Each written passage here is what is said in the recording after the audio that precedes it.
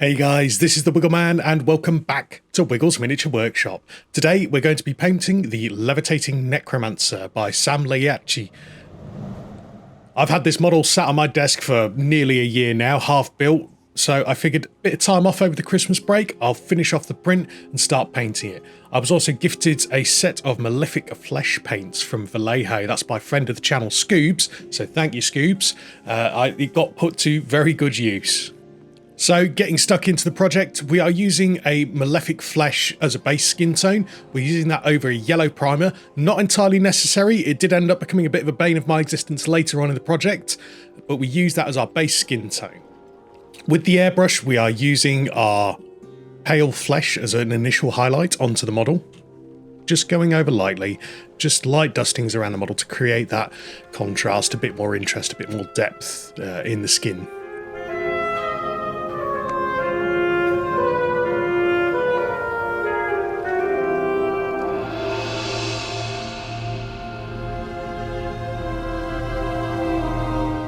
So with the first highlights all applied, we then take our deep shadow colour and we begin to pepper that all around kind of the recesses, into the creases, around the edges of the clothing as well.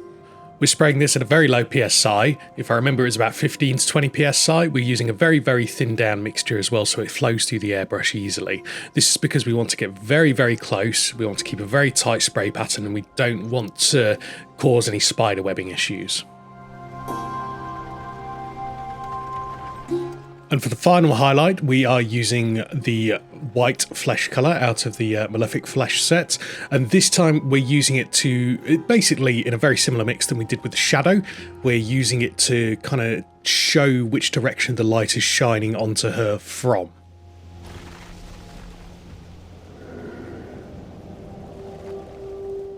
So for the next step, now that we've got kind of our base skin tone down, we're going to start blocking in some of the other aspects of the face, and we're going to work on that first. So just using Vallejo Model Colour Black, we are going to black out the eyes, and we're also going to use the same colour that we used for the shadow to block out the lips on the model. Now that we've got our face blocked in, we're going to once again take our shadow tone and we're going to thin it down to an incredibly thin glaze, and I am talking minuscule amounts of glaze. The way that we kind of perceive faces on models is that we perceive them like a normal face, so any kind of brush stroke that is out of position, that doesn't feel right, will look off. So we want to have very, very, very subtle kind of tonal transitions. So we're using our shadow colour to punch in a bit more depth on the shadowed side of the model, so kind of around the eyelids, more focusing on the right side of the face, but also getting underneath the eyelids on the left side of the face as well, also underneath the lip, between the lip and the chin, and just on the ridge between the nose and the lips. Now this is something that probably the camera doesn't even quite pick up on because of the quality of the camera, but it is quite important to making it look as realistic as possible. So now we're going to do the same thing again, except with our final highlight colour, the white flesh. This time it's a bit more visible on the camera, so you can kind of follow along with what we're doing, but we're still using a very minuscule amount of pigment that has been glazed down, and we're using it on the brush. This time we're picking out the ridge of the nose, kind of the side of the nostril, kind of the perks of the cheek on the left side. Again, this is to just bring a little bit more attention. We also put quite a bit on the forehead as well. And I move down towards the collarbone, so I highlight kind of, I'm not very biologically inclined, but kind of this ridge down the side of her neck, and then we highlight the collarbones as well. We don't go any further with that, with kind of the glazing. We could, in theory, do it over the whole model, but it's been a month since I've given you guys a video, and I want to get one cracked out for you guys. Merry Christmas, by the way. So next up, we are taking our Malefic Flesh, our initial base colour that we use. We've thinned that down once again massively into a glaze-like consistency. And we've taken the majority of the excess off onto a paper towel, and we are now just ever so slightly just adding a couple of brush strokes around the cheeks to make them appear more flushed, more lifelike, more human. So, some of the more eagle-eyed spotters of you may have realised she's got eyes now. What have I not covered how I painted the eyes? Well, I actually go back and redo the eyes. I got a bit of feedback that they weren't quite right. I wasn't 100% happy with how I painted them as well. But for now, you get to enjoy a momentary montage of me painting lots and lots of black hair. When we come back after the montage, the entire model will have been blocked out in all the black areas. So don't think that you've missed anything important. It was just a couple of hours of me painstakingly painting in black.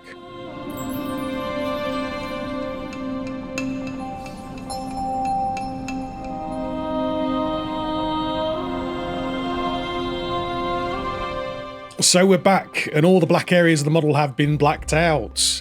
You'll also notice that there's quite a bit of masking tape on the model. I've used a combination of masking tape and masking fluid when I was prepping up the masking to do some airbrush work on the clothing. And a simple piece of advice from me is put down some masking tape, and then any areas that you can't reach with that masking tape without doing a lot of cutting, use the masking fluid over the top of the masking tape onto the surface of the model. That way, when you peel off the masking tape, you also peel off the masking fluid with it as well.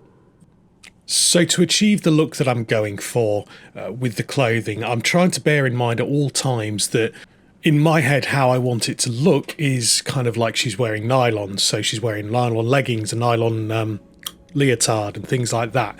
So my plan for the highlighting of the clothing here was to mix in more and more amounts of the mid-tone of the highlight to highlight with the black.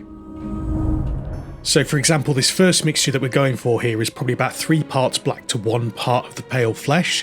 Again, thinned down. And we're just going over ever so lightly over the body to give that initial layer. And then we repeat that process 3 times. So the second time it's a 1-to-1 mixture, and then the third time it's a 3-to-1 mixture of the pale flesh with black. So 3 parts pale flesh, 1 part black. And that allows the kind of illusion that there's a little bit of skin kind of showing underneath the clothing. So now it's time for the peel reveal. So we're going to see the model, how it's looking so far all together. I just want to take a moment to say thank you to everyone who subscribed over the last year. Can't believe it. We hit 1,300 subscribers. 13,000 would be nice.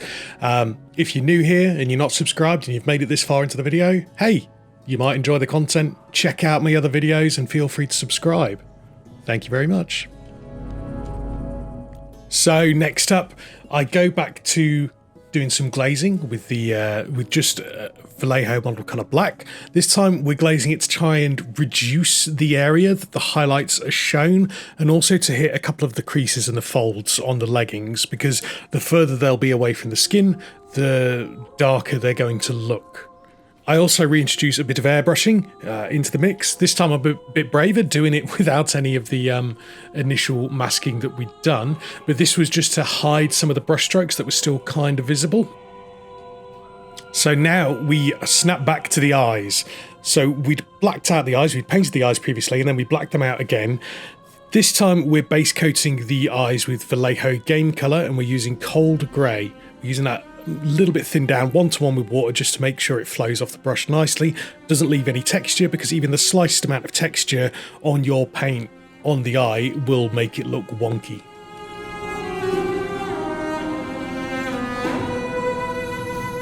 And then once that's dried out, we take our Vallejo model colour pure white, and then we go over the central area of the eyes, once again thinned down 1-to-1 with water. White's always a pain to work with, and that's to add that kind of that white glow of the eyelid.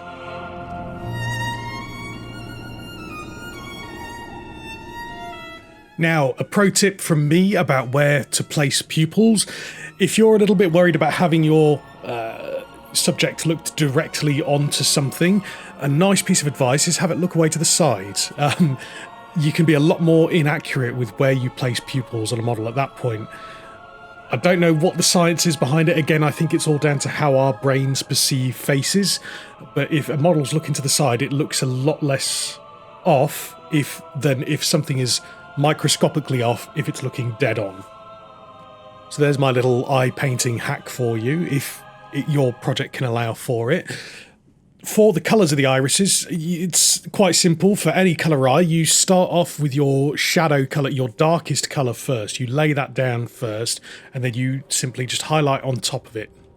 And for that highlight colour, we're going to use Scorpion Green from Vallejo Model Colour. And again, we're just highlighting the bottom part of the iris.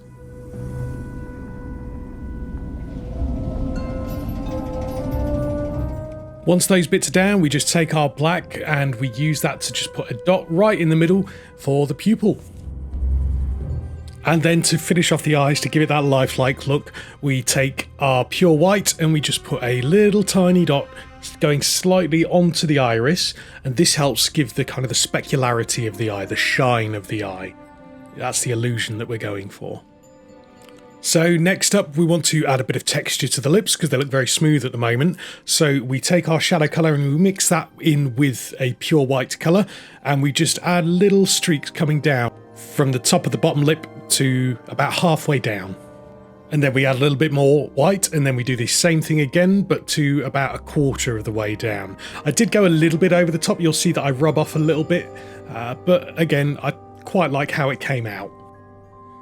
So we're on to the next big time lapse of the painting session, which was putting in the metallics. I use pretty much exclusively Vallejo metal colour, gunmetal grey. The metal colour range is very, very good metallic, even through the airbrush, but it is very, very thin and needs activating constantly.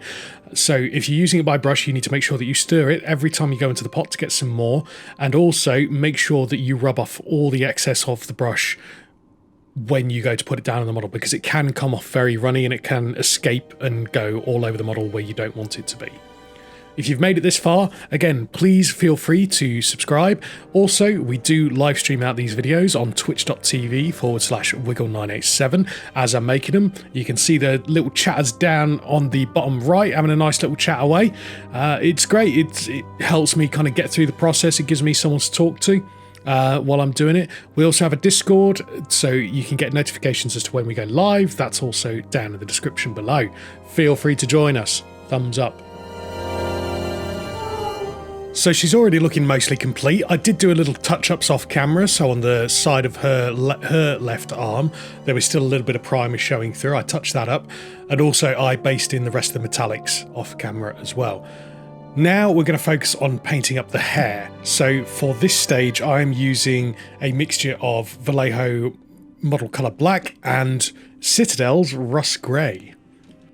Now there's not much rhyme or reason coming from me as to how and where I apply this, but the majority of the way that I am applying the paint is essentially as an edge highlight over multiple strands of hair at the same time. With this initial layer, you can be quite sloppy with it because it blends into the black kind of colouring of the hair quite well, but it gets tighter and tighter the more highlight steps you go up.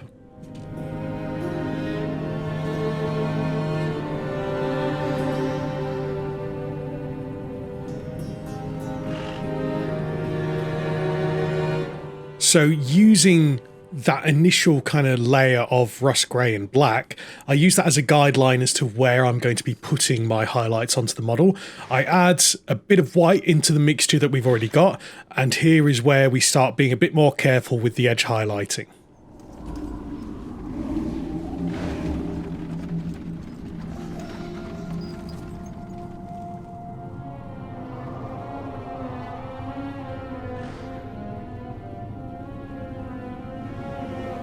So my thoughts were at this point was that I'd gone a little bit too hard on that first highlights that we'd done.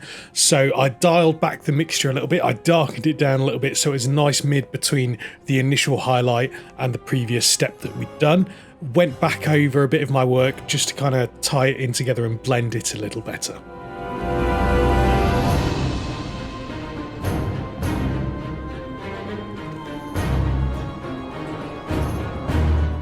And then for the final step of highlighting the hair, I use a nearly pure white mixture, and I'm just now picking out kind of the center points of each previous highlight.